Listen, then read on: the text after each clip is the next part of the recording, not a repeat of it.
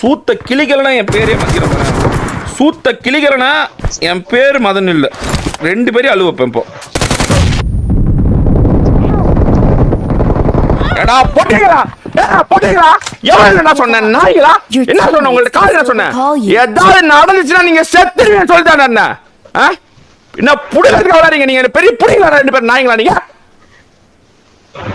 என்ன சொன்ன? தமிழ் டீம் இருக்கே மூடிட்டு வாடா நாய.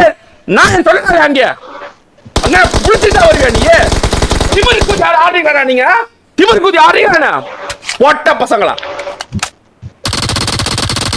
செருப்புல அடிச்சிருவேன் நாய்ங்களா.